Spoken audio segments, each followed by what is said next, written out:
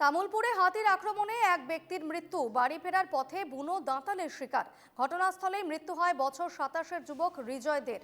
এদিকে রাতে জেলার ভারত ভুটান সীমান্ত এলাকার বেশ কিছু পরিবারের বাড়ি ভেঙে তছনছ করে দেয় হাতির পাল। বৃষ্টির মধ্যে ভাঙা বাড়িতে কোনো মতে দিন কাটছে ভুক্তভোগী পরিবারগুলির। উল্লেখ্য, তামুলপুরে বুনো হাতির উপদ্রব ইতিমধ্যে ভিটে হারিয়েছেন বহু মানুষ। প্রায় প্রত্যেক দিনই খাবারের খোঁজে গ্রামাঞ্চলে হানা দেয় হাতির দল। দাঁতালের আতঙ্কে রাতের ঘুম উবেছে ভারত ভুটান সীমান্ত এলাকার মানুষের। লোকালয়ে হাতির উপদ্রব ঠেকাতে আজ বন বিভাগ স্থায়ী কোনো সমাধান করতে পারেনি বলে অভিযোগ।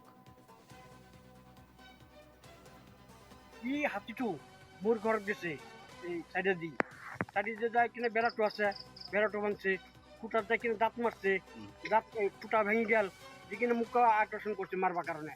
মোর মাইকিটো আছে লগত, মাইকিটো ওলাই দিছো মই দরজা খুলি বলে ওলা এই হাতি উমি গেছে। হাতি কেইটা আছিল? হাতি কেইটা আছিল? মস্ত উচা। তামোলৰ পইচাখিনি দিবলৈ আহাতে যোনটো ঘৰত তামোল দিবলৈ যাব, পইচা দিবলৈ সেইটো ঘৰত যায়ে পোৱা নাই। যাই নোপোৱাৰ আগতে তাক বাটতে হাতীয়ে মাৰিলাক, আৰু হাতীয়ে মাৰি তাৰপিছত লগৰ ঘৰো ভাঙিলাক।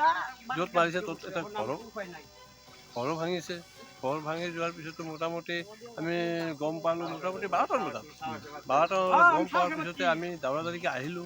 আহি চালোঁ যে হয় ডেথ হোৱা দেখা পাই আমি এই ফৰেষ্টক ফোন কৰিলোঁ, কিন্তু উঠোৱা নাই ফোনখিনি। পিছত আমি গাঁওবুঢ়া তাতে গ'লোঁ, গাঁওবুঢ়া যাই জনালোঁ বস্তুখিনি। গাঁওবুঢ়াক বস্তু জনোৱাৰ পিছতে গাঁওবুঢ়া ক'লে ঠিক আছে, এতিয়া ৰাতি আৰু যাব নোৱাৰি। আৰু নামটো কি? কিমান বয়স? ৰিজয় দে।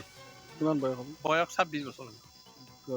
ইয়াতে বিজনেছ, তামোলৰ বিজনেছ কৰি আছে। যোৱাকালি ৰাতি প্ৰায় 11টামান বজাত বনৰীয়া হাতী এজন ব্যক্তিক হত্যা কৰিছে, আৰু প্ৰায় চন্দনৰ গাঁৱত 3-4 ঘৰত ঘৰ ভাঙি আৰু বিভিন্ন সা সামগ্ৰী ভাঙচুৰ কৰিছে।